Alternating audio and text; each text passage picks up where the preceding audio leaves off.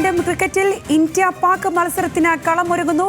Asia cup cricket tournament സെപ്റ്റംബറിൽ നടത്താൻ ധാരണയായെന്ന് report.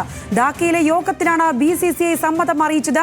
Rucheesh V Raveendran ചേരുകയാണ് കൂടുതൽ വിശദാംശങ്ങളുമായി. രുചീഷ്, പഹൽഗാം ആക്രമണത്തിനും ഓപ്പറേഷൻ സിന്ദൂറിനുമൊക്കെ ശേഷം വരുന്ന ഒരു മത്സരം എന്ന നിലയിൽ വലിയ നിർണായകമാകാൻ പോകുന്ന ഒരു മത്സരമായിരിക്കും ഇത്തരത്തിലൊരു റിപ്പോർട്ടിനെ സ്ഥിരീകരിക്കുകയാണെങ്കിൽ. എത്തരത്തിലാണ് ഇത് സംബന്ധിച്ച് വരുന്നുള്ള സൂചനകൾ?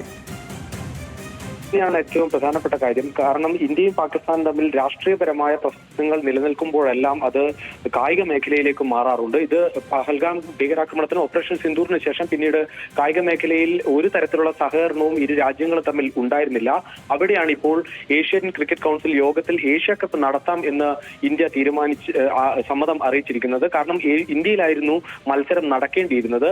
അത് പാകിസ്ഥാൻ എന്തായാലും ഇന്ത്യയിലേക്ക് വരാനുള്ള ഒരു സാധ്യതയില്ലാത്തതിനാൽ നിലവിൽ ഇന്ത്യയിൽ നടക്കേണ്ട ടൂർണമെന്റ് UAE-യിലേക്ക് മാറ്റിക്കൊണ്ട് ആ ടൂർണമെന്റ് സെപ്റ്റംബറിൽ തന്നെ നടത്താനുള്ള ധാരണയാണ് ഇപ്പോൾ ഉണ്ടായിരിക്കുന്നത്. BCCI ഇക്കാര്യത്തിൽ അവരുടെ സമ്മതം അറിയിച്ചിട്ടുമുണ്ട്. എന്തായാലും ലോകത്തിൽ ഏറ്റവും വലിയ ക്രിക്കറ്റ് ആവേശമായ ഇന്ത്യ പാക് മത്സരം ഒന്നിലേറെ തവണ വരാനുള്ളൊരു സാധ്യത എല്ലാ തവണയും ഉള്ളത് തന്നെയാണ്.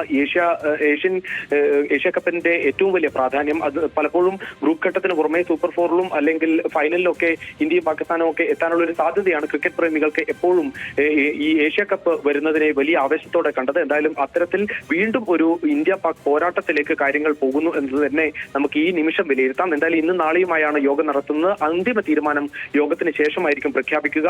എന്തായാലും 8 ടീമുകളാണ് ഇത്തവണ ടൂർണമെന്റിൽ പങ്കെടുക്കുന്നത്. സ്ഥിരാംഗങ്ങളായ 5 ടീമുകൾ എന്നിവർക്ക് പുറമെ തന്നെ മറ്റ് 3 ടീമുകൾ ഹോങ്കോങ്ങും ഒമാനും UAE-യുമാണ് സ്ഥിരാംഗങ്ങളായ ഇന്ത്യ, പാകിസ്ഥാൻ, ശ്രീലങ്ക, അഫ്ഗാനിസ്ഥാൻ, ബംഗ്ലാദേശ് ടീമുകൾക്ക് പുറമെ ടൂർണമെന്റിൽ പങ്കെടുക്കുക. 2020 ഫോർമാറ്റിലായിരിക്കും ഇത്തവണ ടൂർണമെന്റ് നടക്കുക. എന്തായാലും സെപ്റ്റംബർ 8 മുതൽ 28 വരെ ടൂർണമെന്റ് നടക്കുമെന്നാണ് നിലവിലുള്ള ഒരു ധാരണ.